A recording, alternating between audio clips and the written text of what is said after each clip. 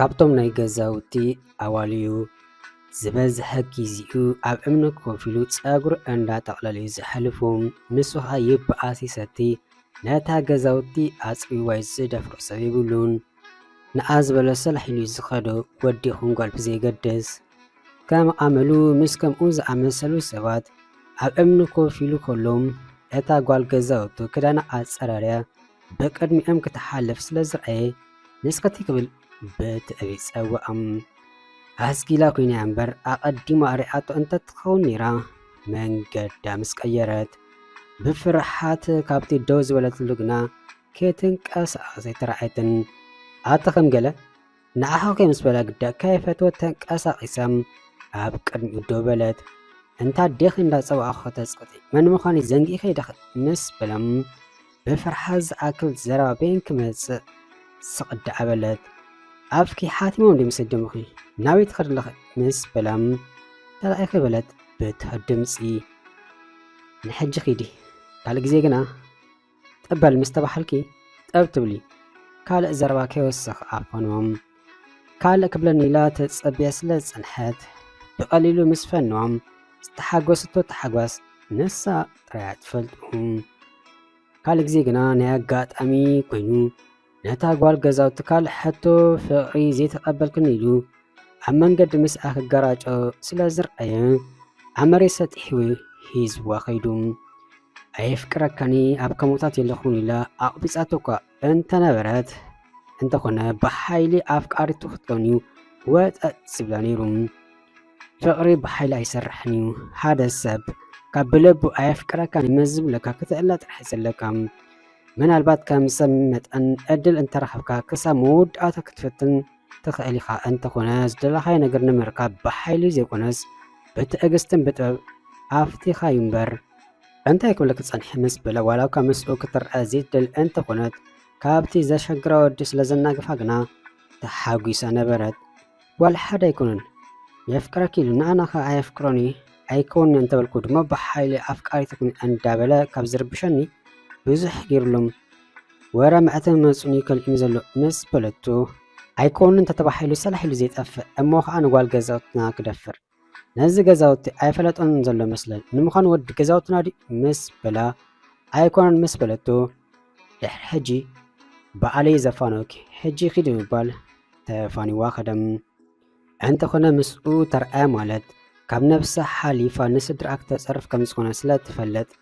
ድሌት ኣይኮነን የግዳስ እምቢ ምስትሎም ብድሕሪ እንታይ ከም ዝመፅእ ስለ ትፈለጥ ምስናይ ሕርቃና ናብ ጉዳይ ኣበለት።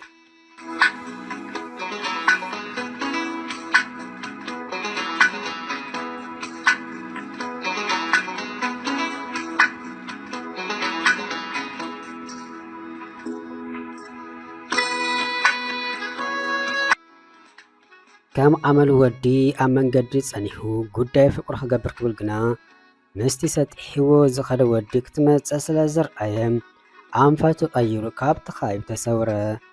ሰሙመ መላእታ ቤና ክረኽባ እንተፀዓረብኳ ቤን ወዲ እንዳፋና መተንፈሲ ሰኣነ። ንሳ ግና መጀመርታ እኳ ምስኡ ክትረአ ትሽቁረር እንተነበረት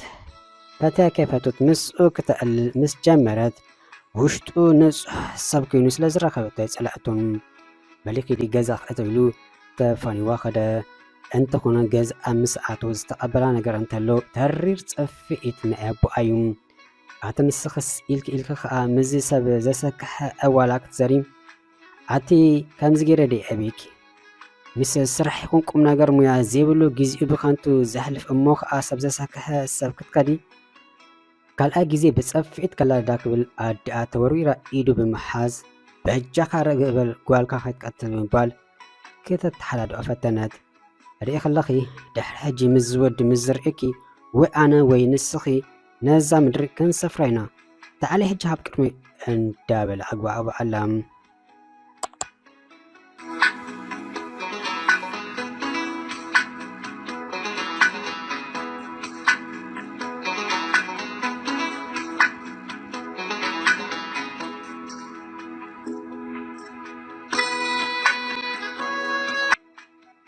ነጽባሕት ዋላ ከምስኡ ክተልዕል ደስ ኢልዋ እንተነበረ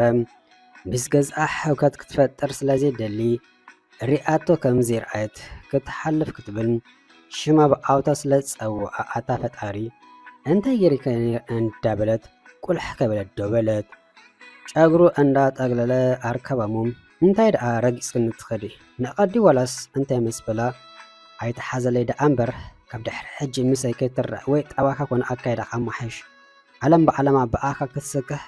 ክንደይ ግዜ ዲኻ ክትእውል በጃኻ ግዜኻ ብግቡእ ተጠቀመሉ ተጻሪፍካ ከማን ተጽርፈን ኣለኻ ምስ በለት ኮርነፍነፍ እንዳበለት እንታ ዲኺ መልከተኪ ሓቂዱ ናይታ ዘፋንወኪ ገጽሪኺ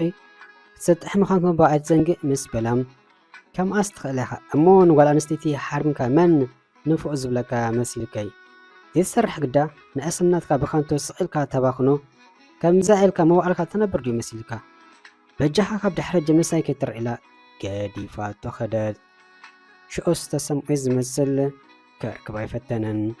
ክልተ ኣንጎሎ ምስ ተዓፀፈት ግና እቲ የፍቅረ ኪሉ ተኸኽ ዘበለ ወዲ ኣብ ቅድሚኣ ስለ ዝጸንሐ ኣታ ዝኸስርሕ የብሉ እንዲ ብዝኸርኩ ክጸንሓን እንዳበለት ሪኣ ከም ዘይረኣየት ክትሓልፍ ክትብል ኣርኪብ ኢዳ ሓዘሙም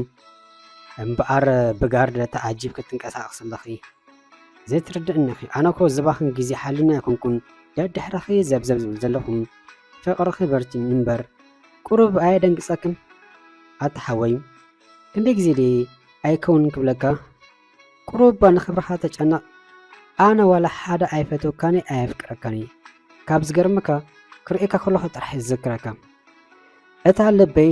ጨሊሉ ዶ ሓንሳብ ንሓዋሩን ከርኢካ ሰብኣይካ ምሽ ትርርበል ኣተሓዘለይ ደኣ እምበር ኣነስኻ ከማን ኣብዚ ዓለም እንተንተርፍ ሓራይ ኣይምስበልኩኻን ብትርኢትካ ወይ ብጠባይካ ብዝኾነ ምክንያት ኣይኮንኩን ፍቕርኻ ዘይቅበሎ ዘለኹም ስለ ዘይፈትወካ ጥራይ ኣብ ልበይ ፈቲሸ ክረኽበካ ይከኣልኩን ስለዚ ምስናይ ኣክብሮቱ ካልእ ተፍቅረካ ጓል ሓሰስ በል ድሓር ከዓ ምናልባት ናቂነ ምሳይ ዝኸይድ ወዲ እንተሪኢኻዮ ንኡ ፈትዮ ኣለኹ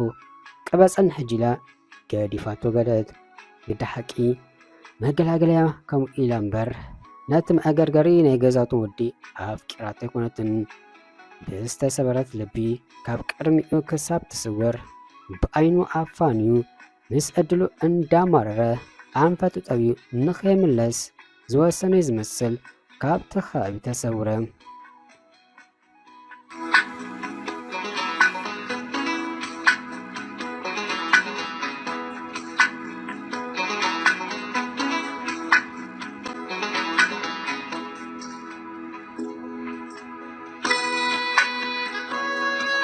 ሃይ ጽብቕቲ ፍጥረት ምስ በላስ ኣሸሞንተን ፍርኣን ናይ ምሸት ብድሕሪኣ መጽኢት ወዲ ገዛውታ በስምባደ ግለጽ እንዳበለት ኣታ ንስኻ በቃ ኣኺልካ ቀትር ኮነ ምሸት ኣብ ጎደና በጃ ሓሰብ ከይርአና እሞ ንገዛ ከይነግረለይ ካብ ጥቓይ ረሓቕ ምስ በለቱም በሊ ካሞ ምስ በልክን ሕልኽ ስለ ዝሓዘኒ ከርሕቐ ከይኮንኩን ከም ትፈልጥዮ ስራሕ ይብለይን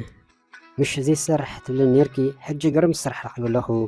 ክትወፅን ክትኣቱን ክሳብቲ ትኸደየ ቦታ ከፋኖኪ ተጸበየ ድማ ክመልሰኪ ጽባሕ የራኸበና እባል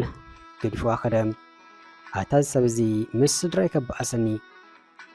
ኣቦ ይምክሓለይ ከምዛ ዝነበረስ ብሰንኪ ከም ገለ ወዲ ክብራት ይክስአን ኣታ ስድራ የብሉ እንዲ ምዃን ምስክኒቲ ኣዲኡ ተኸኻቢልዋ እንዲ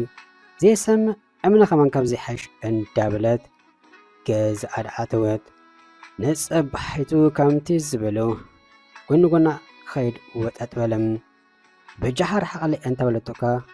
ኣበይ ክገድፋ እንዳኣለለ ኣብቲ ትደልዮ ቦታ ኣብፂሒዋ እንዳኣለለ መለሰም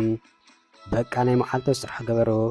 ዋላ እኳ ዕላሉ ገለ ትናፍቕ እንተጀመረት ኣብ ገዛኣ ግና ቅሳነት ኣይረኸበትን ተኺሉ ወረ ኣብ እዝኒ ኣቦኣ ስለ ዝበፅሕ ወግሐ ፀብሐ ቆይቕኾንም ሰላማዊት ዝነበረት ቤቱሙን ሰላማ ረሓቐ ጓል ኣመንጎኡን ኣመንጎ ስድርኣ ተቐርቂራ ትገብሮ ጠፊእዋ ተጨነቐት ወዲ ፈጺሙ ሰመ ጥራሕ ዘይኮነስ ንሳውን ከይተረድኣ ኣብ ጎና ክሕሎ ክትበሕግ ጀሚራ ኣቲ ቆልዓ ኣነስ ከምዚ ክትኮኒ ኣዕብየኪ ኣቲ ካብ እግዝስባ ወለዲ ኺና ዘይትሰምዕና ንዛረበኮ ዘለና መጀመርታ ንስለ ጥቕምኺ ረብሓኺ እዩ መጻኢኺ ኣጸልሚቱ እንተገደፈኪ መን እዩ ዝሕሰን ንሕና ዋላ ንስኺ ክቐጽል ድማ እዚ እንዳ ክቡራትን ሕፉራት ገዛይ ምውዓልና ኣብ ዝተቐሚጥና ብኸፉ ዓይኒ ዝርአየና የለን ብሰንኪ ግና ክንዋረድ ኣይኮናን ነዚ እንታይ ርኢ ክለኺ ኣይሰርሕ ኣይመሓር ይሰቲ ይበኣስ ይኣገርግር ኩላ ገዛውቲ ትረግሞ ሰብሲ መርገም ጎቲት ክለይ ገዛይ ትመጽእ ኣቲ ክንደይ ተሓምቂ ገና ኮፍ ከበለት እያ ከምታ ኣብ ደገ ዝኣተወታ ኣምሪሩ ዝዛረብ ዘሎ ነቡኣ ብጣዕሚ ስለተኽብሮ ክትምልሰሉ ድላይ ኣይኮነን ኮይኑ ዝበለ እንተበለ ካብ ስቕላ ምስማዕ ሓሊፋ ብጭቕ ክትብል ኣይትስምዖን እያ በለይ ኣኽላ በለት ኣዲኣ ጓል ኣኽላ ፀይዋ ከም ዘሎ ስለዘስተባሃለት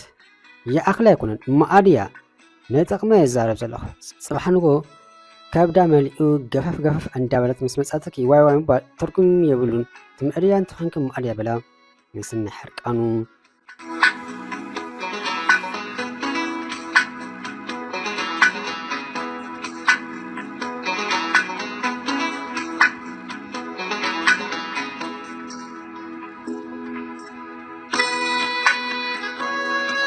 ኣታ ሰብ በጃኻ ከበረኻ ዋላ እኳ ኣፋ ከምኡ ይበል ደኣ እምበር ውሽጣ ግና ንኡ ብምርኣት ሓጊሳ ነበረት ኣነ ደኣ ካብ ጽቡቕ ባሕራቴ ዝብሎ ዝጀመርኮ መፈጸምቶ ከየብፅሕኹ ዘየገድፍ ምዃኑ እዩ ወዲ ሰብ ካብ ዕላምኡ ብዝኾነ መሰናክላት ክዕንቀፍ የብሉን ክትብል እያ ኣደይ ንምንኣስ ሓወይ ክትምዕዶ ዝሰምዕሙ ሓቂያ ናተይ ዕላማ ድማ ንስኺ ንሱ ድማ ንኣኸ ምምላስ ስለዚ ኣይክሰምዓክን ምስ በላ ንስኻ ፍሉይኻ እንዳበለት ከይተረድኣ እንዳሰሓቐት መንገዳ ገበረት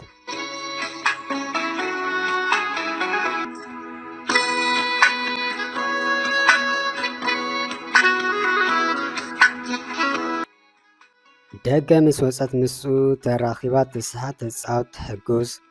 ገዛ ምስ ኣቶት ኣቦኣ ክቋየቕ ኣብ መወዳእቱ ብምልማድ ነታ ገዛውቲ ዘሰክሕ ሰብ ኣፍቀረቱም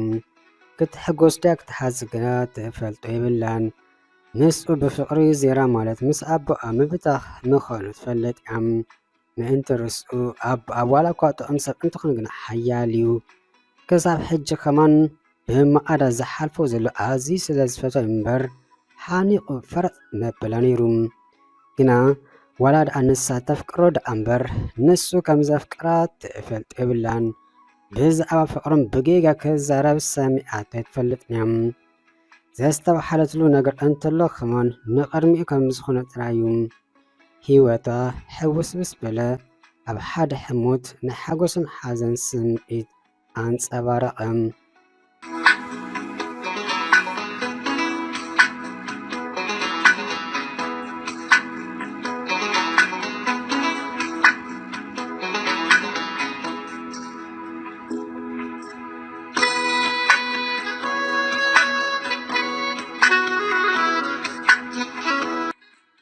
እሞ ጽባሕ የራኽበነ ቻው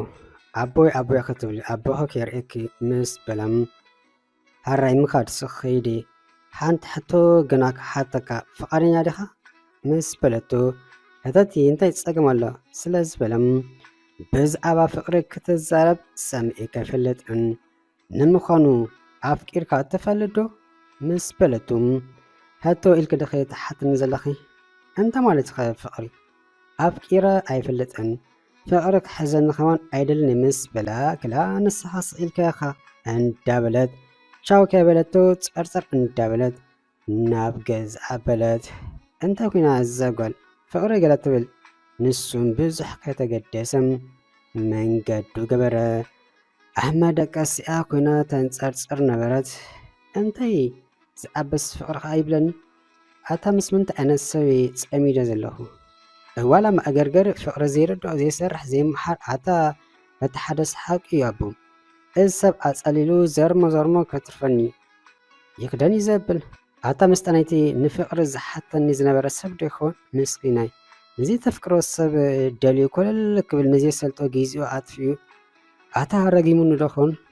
እንታይ ደኣሞ ክብል ሓደ ጽቡቕ ነገር ከስኣኖ ኩሉ ከክፍኡ ኣኻኺቡ ሂቦ ኣታ ዕድለይ ዲ ዋላስ ዕድል እዩ ፈጣሪ በጃኻ ልቡ ክፈቶ እንዳበለት ምስ ፈጣሪኣ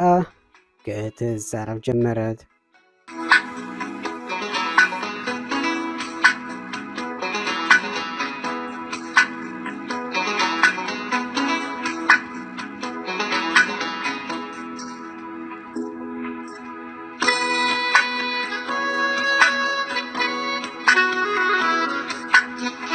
مسمع مش أبقي بالي أزدي كراون تخشانت أحسكي جازاي قدفلي مشت جازا من ساعتوتيا شانتا عدالي أبو أكم زلوم أدعى بجاها قدفلا مسمع أبي ويم أتابو هج مشت مدرا نابي مسبلتو بسم بعده انتي فليتا نابت أولا ودنبر نابي دا كابانا دونو عيمة أسكن سلازي كي دنابو كابده حجي قوالا يكونكن تاما إيركي زي السم أنت خونك دا أنت خقبرك مسبلام أتابو بجاها مسبلتو أبا يتبلني كاما خاينت قوالي بلي هجي أبكا لأكتواز أحنا غازاي قدفلي ويدما كابده حجي بقيقا مزودي أي كرعني بلي كابزو بس أغنى زخون أي سمعكني مسبلام أتابو زي بقالو ندقالو أمان قدي زأكتر نزل الزول سربا كيترد مس أملقات قز أنت زي تحيو أنت يامسيليو زأكتكي كم أنت خونو مو كتمسكريخي أب حقت ألتلك نبلينا أنوكو إيدي كامراس حيلين بر بقالي مس آخلكو مس بلام بوليس مس سمعت بخا بقالو زيبلكو اندابلت تتعاسد تفتوسب بسانكا كأسر كونا زخون ساقم كركب دريتي كونان أتابو بجاخان دو تردأن مسبلتو أتقلع ولدنا كنبر أي ولدكنا أزخل أمتت حانتك يقدلكو أحاقي أزأبخو أبزبت سحكت بسحنبر مسمانم أولا قدنا كتزر لا يكونكن وي قزاي قدف اللي وي دما كبر حقي هاد إمرزي مسبلام تخلو سلازي بالله كيف فتوت أيك أربون إلى مسنا نوعاتنا بكفل عبلت أبكفلات آسيا ونشاج إلى مبكى قصالت كي تردأ فقرت أبوكيرو سرح الليم بداقة حقيسات مس أوش تقزاد ما أمباقر أندا سنحقنا تشجرت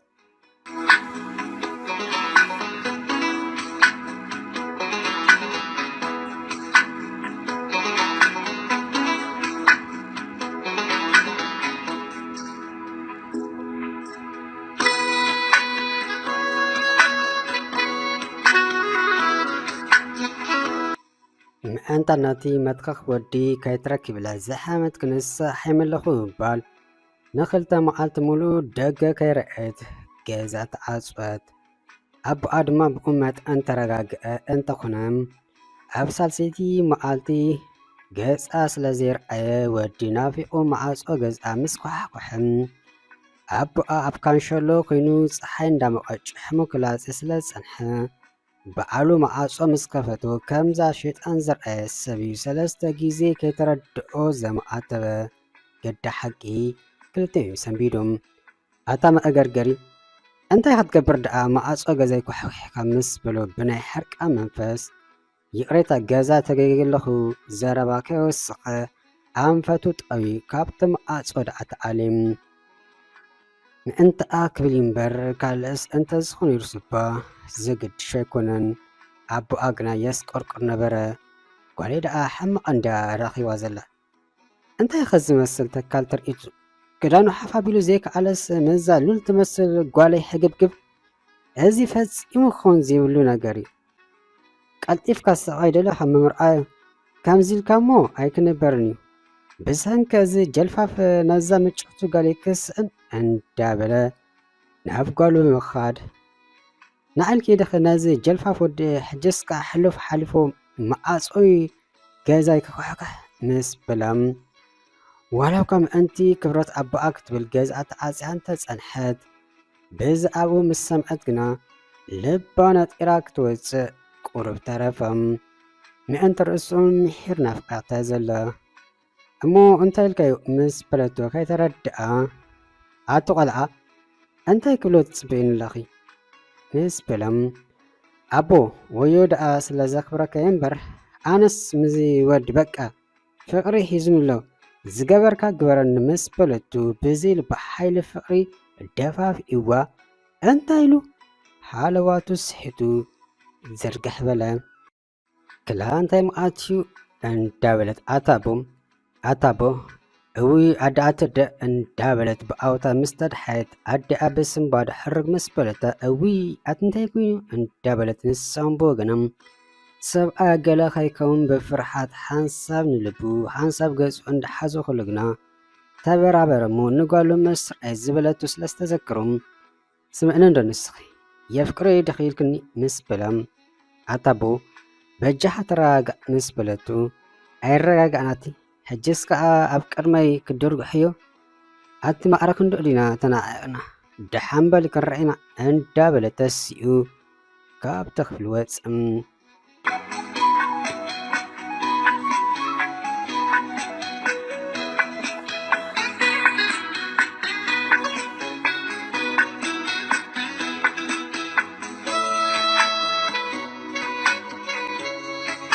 ኣይተሓዝለ ኣዴ ብፍቓደይ ካብዚ ግዜ ይውፅእ ኣለኹ ብሰንከይ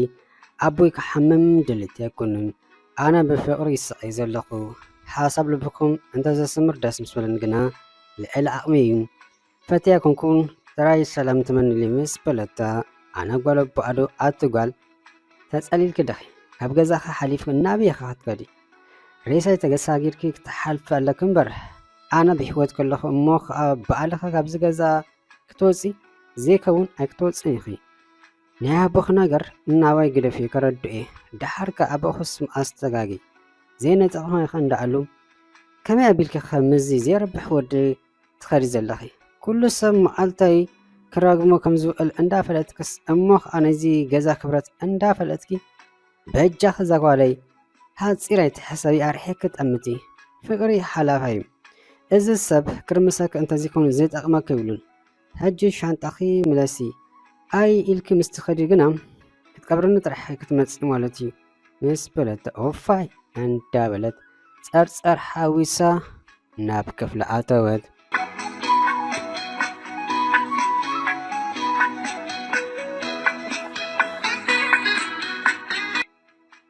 ኣቲ ጠፊእኽና እምበር ከምዚ ኸመን ዝናፍቐኪ ኣይመስለን ነይሩ ምስ በለ ኣብቲ ጎደና ምስ ረኸባ ይደፈና እስከ ንስኻ ኸ ብሳንካ ዘሕልፎ ዘለኹ ህይወት በዓለይ ዝፈልጦም ኣታ ንስኻስ ካብ ዘለኻ ህይወት ክትወፅእ ዘይትፍት ክዳንካ ጨጉርኻ ኣካየዳኻ ዘይተመቕራሪ ገዛውት ኣኺሎ ብኣኻ ጥራይ ክትዛረብ በጃኻ መንእሰይ ጭኖ ዝዓወልካዮ ዘይኣኽለካ መውዓልካ ከሚልካ ክትነብር መሳቱኻ ኣይቕኖኻ እንዲ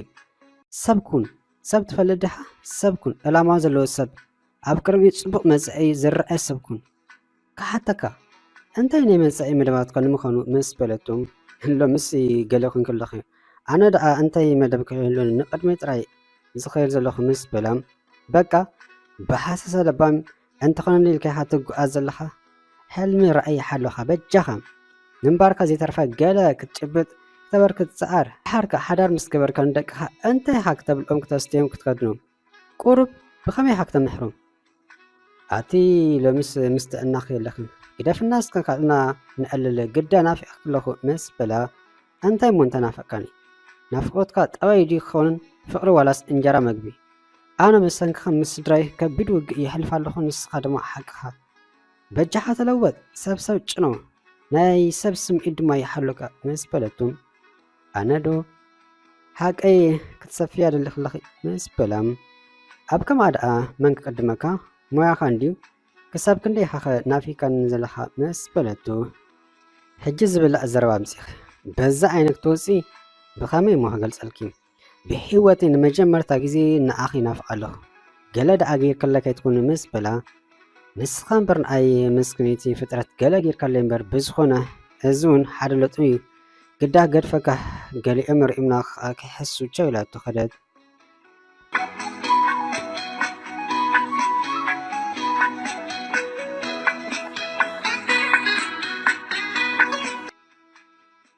ወዲ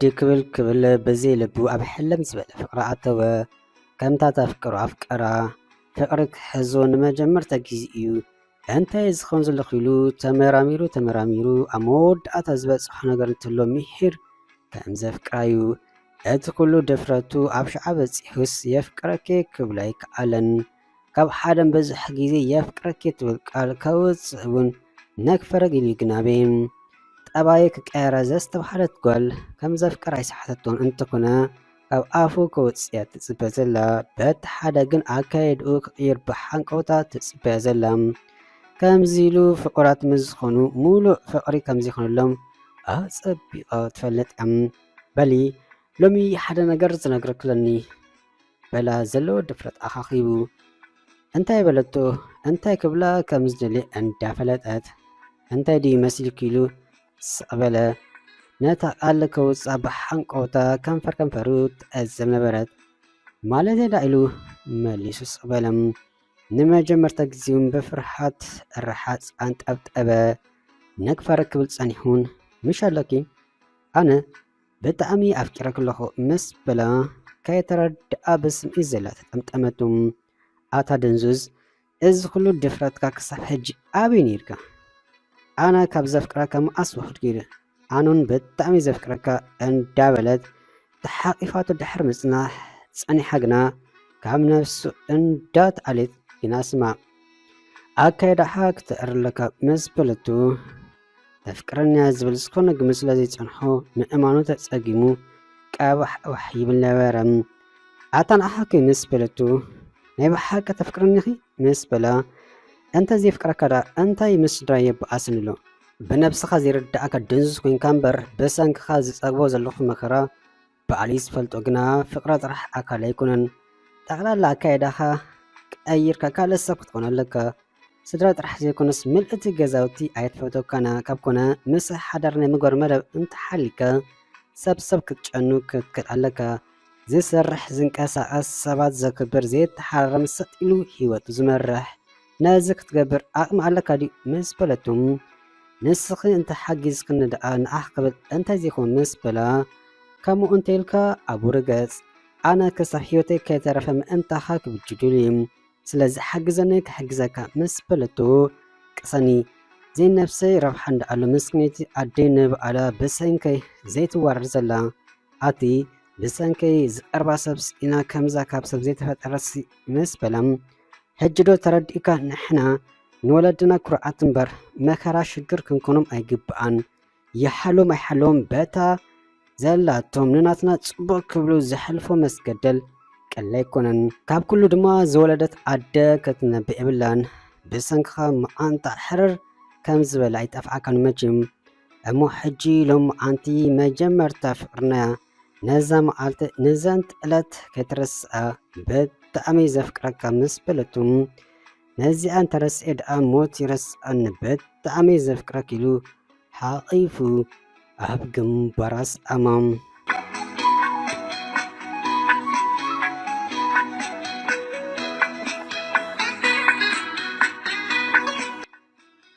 በልት ዘጎለይ እንቋዕ ብድሕር መጻኺ ጥቕም ብስራት ሒዘልክለኹ በላ ኣቦኣ ገና እግሪ ኣብቲ ገዛ ምስ ረገጽም ብስራትካ የተዓማቦ እንታይ ደኣ ተረኺቡ ምስ በለቱ በልት ዘጎለይ እዚ ንኩላሕና ዘሐጉስን ዘቐስን ድማ እዩ ተስፋ ገብር ከዓ ንኣኹን ከምዚ ተሓጒስናይ ዘለና ክሐጉሰኪ ምስ በላ ኣታቦ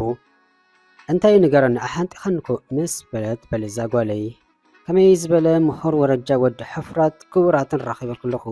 እሞ ክትምርኣይኺ ምስ በላ እዋ ኣቦ ናይ ብልባኻ ዲኻ ምስ በለት ብስምባደ ዘሐጉስ ምሽ ከማርሖ ከይኸርና ወድቲ ኣርከዩ መቼም ተስሕቲ የመስልን ኣታቦ እንታይ ኢኻ ትብል ዘለኻ እቲ ራብኣይ ኣንጎሎ ካብ ገዛና ዘሎ ኣርክኻ ምስ በለት እወ ዘጎለይ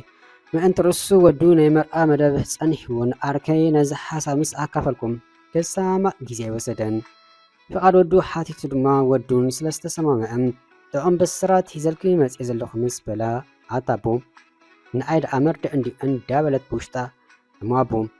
መሳይ ከይተማኸርካ ድሓ ውድእ ተብሎ ኣነ ምዘይፍቅሮ ሰብ ክምርኦ ድሌት ኣይኮነን ዝገበርካ ግበር ዝበልካ በል ድማ ዘፍቅሮለኒ ምሽ ኢለካ ምስኡ ክነብር ዝደሊ ምስ በለት ኣነ ዶ ኣትንታይኺ ነዚ ሓጎስና በዚ ጓሓፍ ወዲፋሕ ተብልና ካብ ምዚ ክትከዲ ዝርኤኪ ሞተ ይመርፅ ከመይ ዝበለ ወዲ ተረኺቡ ምዚ እዋላ ጀልፋፍ ኣቲ ማዕረክ እንድኡ ድዩ ልብኺ ኣውድዩ ዘሎ ክንደይ ትዕሽኸ ብኣለኺ መጻእኺ ብገዛእ ፍቓድኪ ክተጸልምቲ ኣታቦም ዘይልወጥ ሰብ ምሽ የለን ክልወጥ እዩ ጠባይ ይኩን ኣካይዶ ከመሓይሹ በጃኻ ተረድኣኒ ምስ በለት ኣትጓል ዝርድኣክ ነገር የብልን ምስ ኣርከይ ቃል ተኣታቲና ወዲእና ኢና በዚ ጓሌ ከሲር በትኻ እና ኣርከይ ከተክስርን ደሊኺ መቼም ናይ ዘበናት ዕርክነት ከም ዘለና ትፈልጥ እንደኺ ኣነ ከዓ ኣጻፊ ቃል ኣይኮንኩን ቃል ክቡር እዩ ኣብ ቃላይና ድማ ክንጸንዕ ዝግባኣና ጥራይ ነብስኻ ኣዳልዮ ሕጂ ዘረባ ኣይልን ምስ በለም ጸርጸር እንዳበለት ናብ ክፍላ ኣበለት ገና ሓጎሳ ከይተዓመት ከላ ኣብ ገዝኣ መርድእ ምጽኑሕ ብጣዕሚ ሓረቐ ጥራሕ ዘይኮነሲ ተናኽኒኻ በኸየት ዕድለይ ክንደይ ከፍዩ እንዳበለቱን ኣምሪራ ኣስቆርቆረት።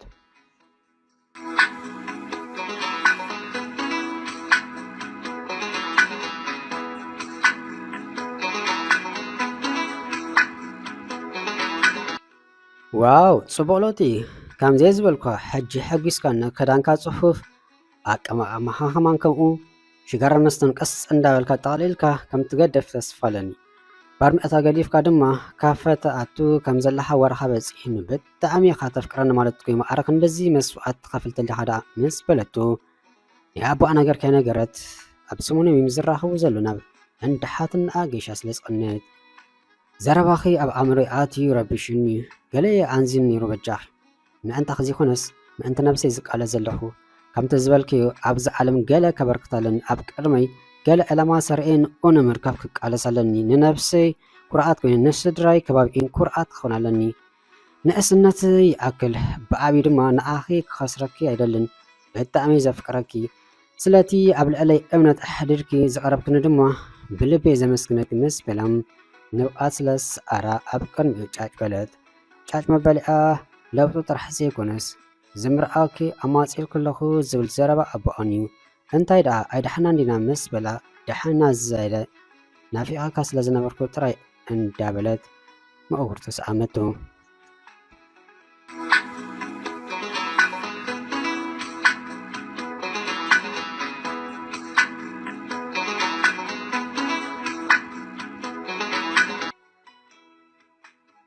መችም ኣቦይን ኣቦኹን ኣዕሮኽ ምኾኖም እዚ ናትዩን ናትክን ሓዳር ድማ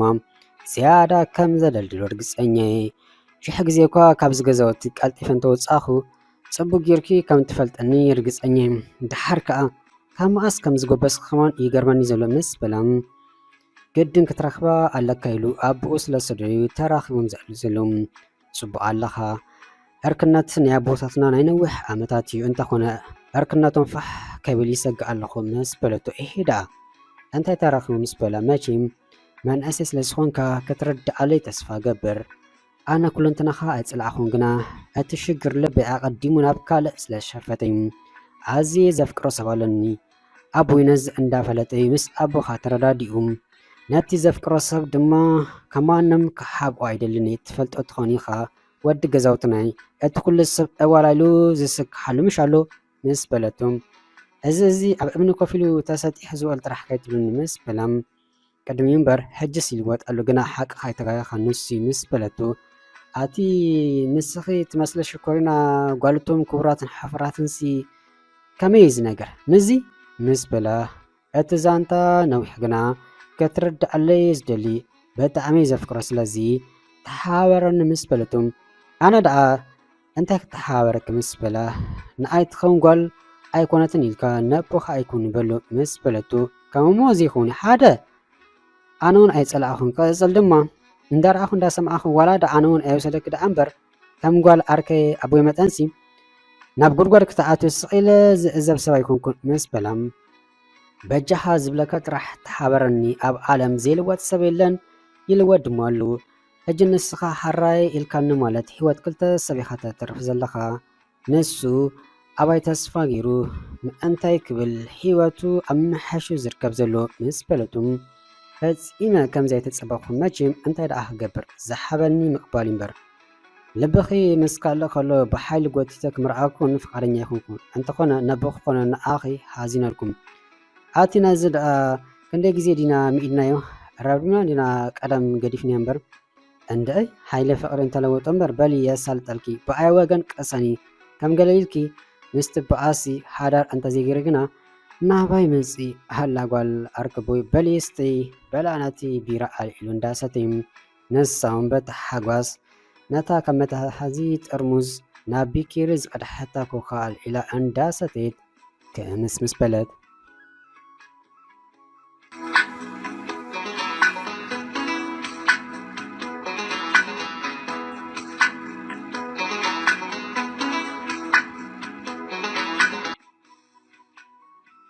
ኣቦ በልደስ ይበልካ ክምርኣው ፍቃደኛ እየ ኣርኪ ወድኻ ዝፍቶስ ሰቢ ምስ በለቱም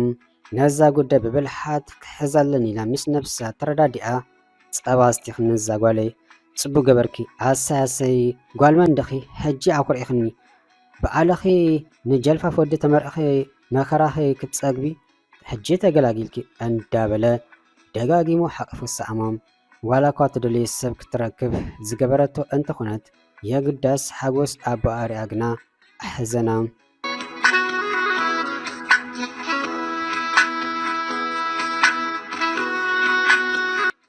ድሕሪ ሰለስቲ ኣቦኣ እንዳንጸርጸረ ናብ ገዛ መጸ ኣደን ጓል እንታይ ደኣ ክብለየን ብሓንሳ ሓቲተን ገደፋ ንስኢሉ ብሕርቃን ተነፊሑ ንኸባቢ 5 ደቂቕ ዝኸውን ስቂሉ ድሕሪ መጽና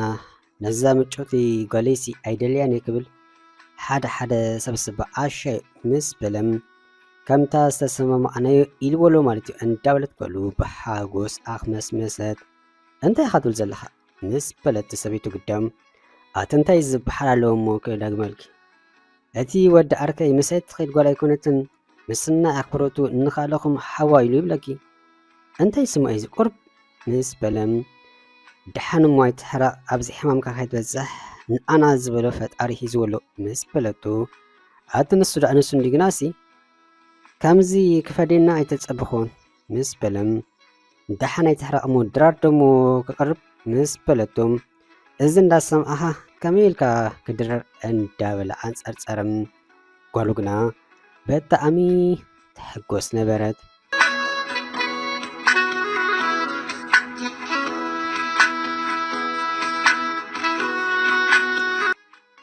ኣይኒ ድዩ ዋላስ እንዳበለት ኣተኪራ ጠመተት እሞ ሓደ ተርእዮ ደለኺ ምስ በለታ ንመን እዩ ዝርእዩ ነቲ እዋላ ወዲ ትብሎ እምበር ካልእ ዳ ንመን ምስ በለታ ንየነይኺ ምስ በለታ ኣዲኣም ኣተደ ተዓርግላ ክመስለኒ ነዚ ኣብ ቅድመና ዘለዎ ነዛ ዓባይ ሰበይቲ ዝሕግዛ ዘለዎ ድምር ምስ በለታ ኣተይ ናይ ባሓቂ ድዩ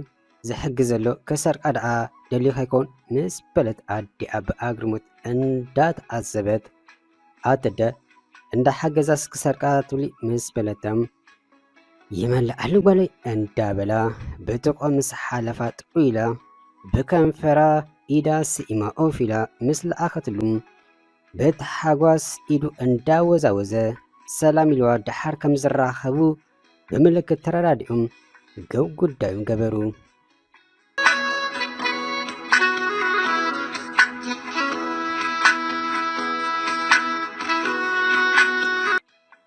ኣቤት ለውጢ ተቕስነለኻ ስራሕካ ጀሚርካ ምስ በለቱ ኣብ ካፈ ተቋፂሮም ምስ ተራኸቡ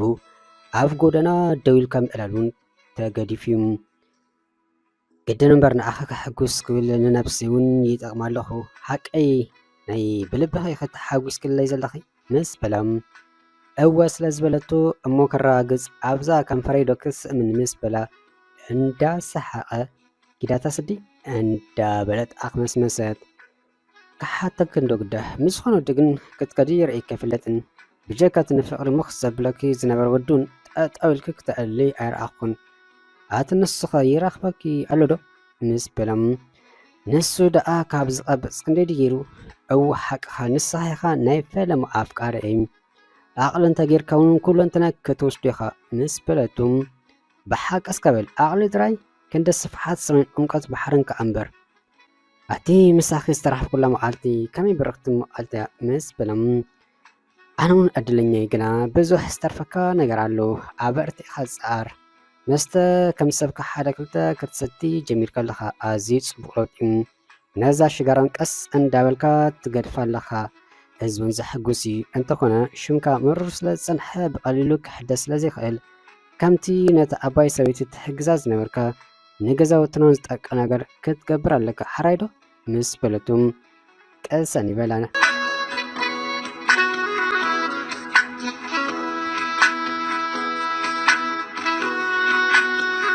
ኣቦኣ መኪኑ ጎነቲ ጽርግያ ኣሽጉ ናብቲ ሓደ ክሰግር ክብል ብናሕሪ መኪና ትመጽእ ስለ ዝነበረት ከይርአ ሕርግ ክብላ ክብል ሓደ ብድሕሪኡ መጽኡ ጎቲቱ ንስክል ኣድሓኖ እንትኾነ ክልቲኦም ኣብ መሬት ተሰጢሖም ነበሩ የግዳስ አቦኣ ኣብ ልዕሊ እቲ መንእሰይ ስለ ዝወደቐ ዋላ ሓደ ኣይኮነን። እቲ መንእሰይ ግና ደም ይፈሶ ነበረ። ነቲ ፍጻመ ዝተኣዘቡ ዘበሉ ተኣኪቦም ንክልቲኦም እኳ እንተተሰብዎም ደም ይፈሶ ከም ዝነበረ ምስ ዝተባሃሉ መኪና ሕክምና ክብሉ ዝሰምዐ ኣቦኣ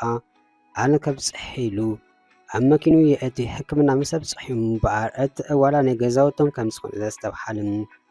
ዘይጠቅም ስብስብ ባይለን እንዳበለ ክሳብ ርእሱ ዝዕሸግ ተጸቢዩን ናብ ገዛውቶም ክመልኦ ናብ መኪኑ ኣስቀሎም። ኣታ ደሓን ዲኻ ብኤንዳ ጸኒሕካ ብከንቱ ጠፍዒ ነይረሳ ኣለኻ ታሪፈ ምስ በሎም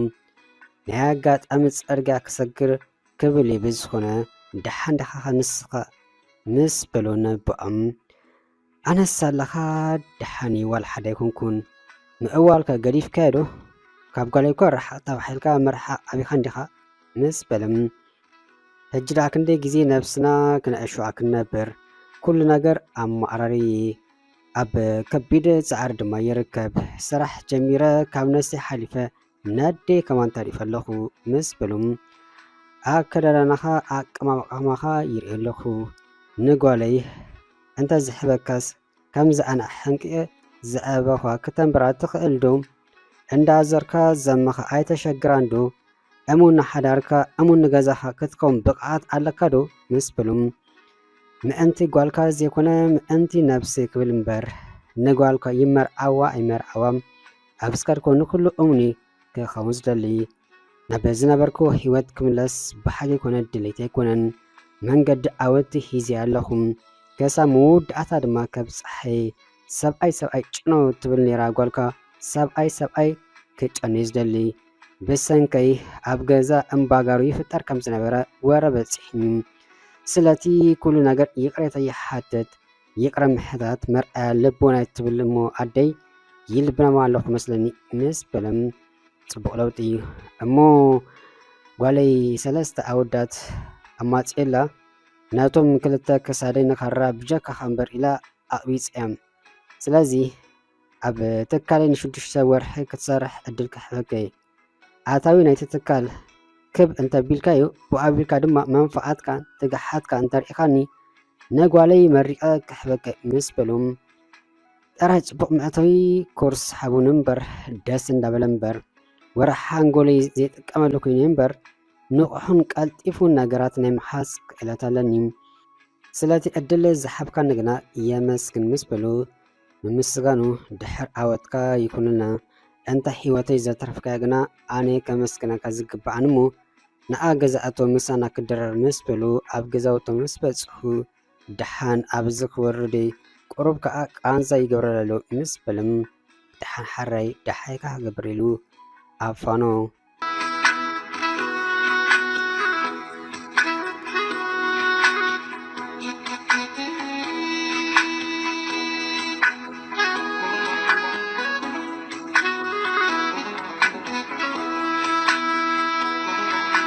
ገዝኡ ምስ በፅሐ ንጓሉ ባናና ወዲ ባናና ስጋ ወዲ ስጋ ከይዳ ክተብፅሓሉ ምስ ነገራ ተሓልም ከተሕሉ ሰብነታ ደጋጊማ ቆንጠም ኣብ ገሓደ ዓለም ከም ዘላ ስለ ዘረጋገፀት ከመይ ዝኾን ነገር እንዳበለት ብተሓጓስ ናብቲ እንዳ ኣፍቃሪኣ ገዝኣ ዝተባሕለቱ ነገር ሒዛ ምስ ከደት ዋላ እኳ ኣብ ርእሱ ዝተጠቕለለ ፃዕዳ ሪኣ ኣቦኣ ዝሓረሞ መሲልዋ እንተሰንበደት ኩሉ ዘጋጠመ ነገር ምስ ይዕልላ ብጣዕሚ ተገረመት ብውሽጣውን እንኳዕ ደኣ ኣቕለሎ እምበር ንፅቡቕ ነዩ በለት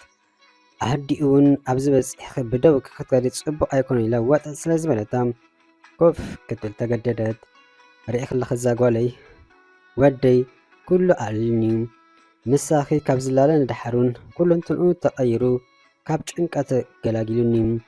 ብሰንኩ ዝሓለፍክዎ መከራን ስቃይ ባዕለይ ዝፈልጦ ግና ንውሉድካ እሞ ንመን ኢኻ ኣሕሊፍካ ክትህብ ናይ ውሽጠይ ኣብ ውሽጠ ገይረ ይቅንዘ ነይረም ብሰንኩ ምስ ደቅ ገዛውትና ዓይንን ሓመድን ኮይና ነርና ብዝኸዶ ከእገርግር ካብ ነፍሱ ሓሊፉን ንገዛና ነፋስ ይኣትሎ ነይሩ ሕጂ ግና ፈጣሪ ግዲ ይኣኽለኪ ኢሉኒ ንኣኽ ብረኽቲ ፍጥረት ሰዲዱላ ያሎም ኣብ ትሕቲ ፈጣሪ ምስጋና ዝግባእክ ድማ ንስኻ ሞዛጓለይ ፈጣሪ ትደልዮ ዘበለ ይሓብኪ ሓሳብ ልብኺ ድማ የስምረልኪ ምስ በለታ ማማ ኣነ ዋላ ሓደ ዝገበርኩሉ የብለይን ግዜ በዓሉ ምሒርዎ ወዲ ሰብ ምናልባት ንእስነት ኣጥቂእዎ ክጋገ ወይ ኣብዚኹም መንገዲ ክጸንሕ ይኽእል እዩ። እንተኾነ ብኡ ኣቢልካ ክትጠፍእ ከለኻ እቲ ጸገም ምስ ግዜ ድማ ግድን ክልወጥ ኣለዎ እሞ ወድኹን ሰዓቱ ስለ ዝኣኸለ እዩ ለውጥታት ኣምፅኡ እምበር ኣነ ዳኣ ወሪድን እንታይ ገይረሉ ምስ በለት ድሓን ዛጓለይ ኣብ ትሕቲ ፈጣሪ መንገዱ መስመሩ ንክሕዝ ሃጊዝኪ ኢኺ ብነፍስኺ ትሕቲ ኮንክ ዳኣ እምበር እሞ ድራርዶ ንደር ኢላ ብድን ምስ በለት ክትቀራረብ ከይደ ድሓን ማማ ካልእ ግዜ ክመጽእ ገዛና ድራር ቀራሪቦም እዮም ዝጽበዩኑ ዘለዉ ምሕረት የውርደልካ ምስ በለቶ ነቲ ኣፍቃሪኣ ኣሚን በላ ከፋኖ እንዳተሰአም ድሓን ጸገም የለን በዓለይ ከይደ ስለ ዝበለቶ ግዳ ሃራ ኢሉ ገደፋ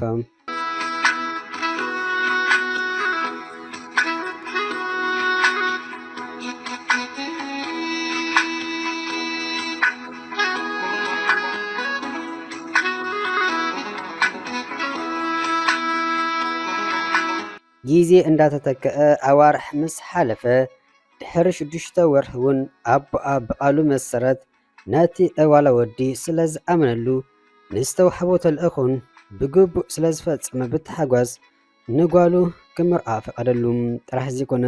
ብኣዝዩ ዝማዕረገ ድሙቕ ኣገባብ ከም ዝምርዓው ገበረ።